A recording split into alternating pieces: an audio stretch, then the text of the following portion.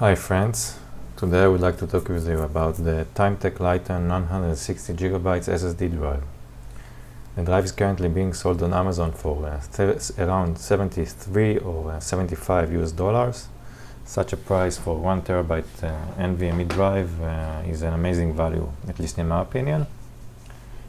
For example, this price means that getting the drive will be for below the tax threshold. On the Amazon listing, it shows up as Timetec LiteOn OEM 960 GB SSD. A bit misleading. The drive manufacturer is in fact LiteOn, which is actually the SSTC, the Solid State Storage Technology Corporation.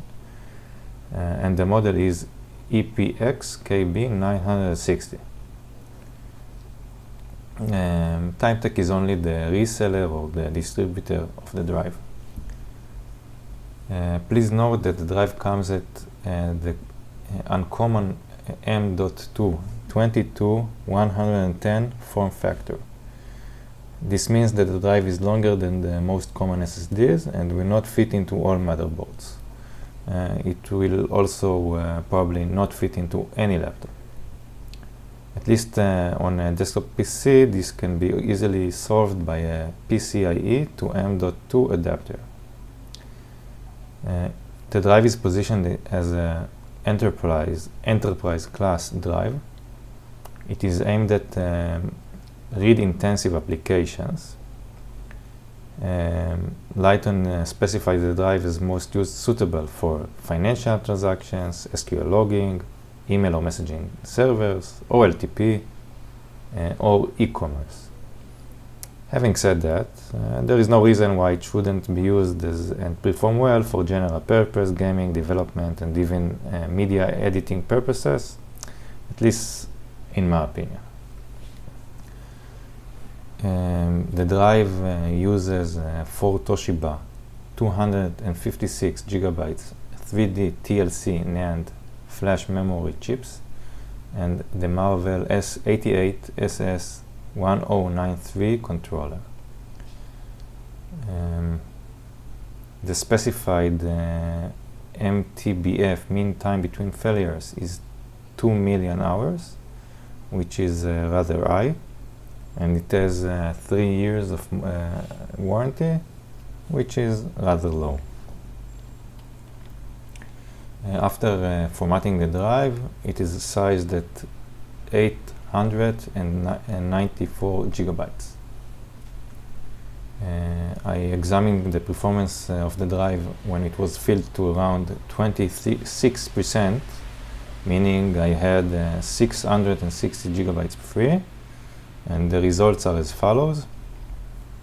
In AS SSD, with a file size of 1 gigabyte, sequential read was at around 1950 megabytes per second, and write speed was at around 800 megabytes per second.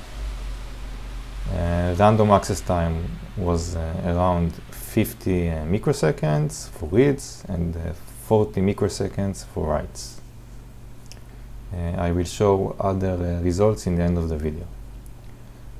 When comparing to the results to other older, lower-end SATA SSD drives, it can be seen that for sequential reads, the drive is significantly better, while for sequential writes, it is around 2 times faster.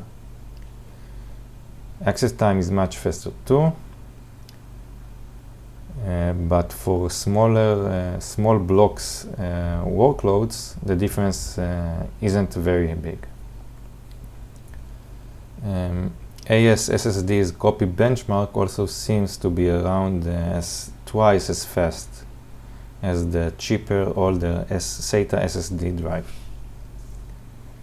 When looking at other relatively cheap NVMe drives, the drive seems to be generally comparable with regard to write speeds, but it is definitely slower with regard to write speeds.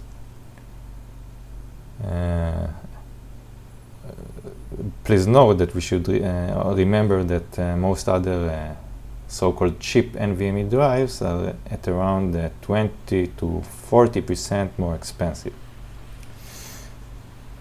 All in all, this drive should allow great and snappy day-to-day operation for most usage scenarios. Obviously, professionals that deal with very big media file transfers or other professionals with a very high workload should maybe look elsewhere. Thank you very much, and have a good day all.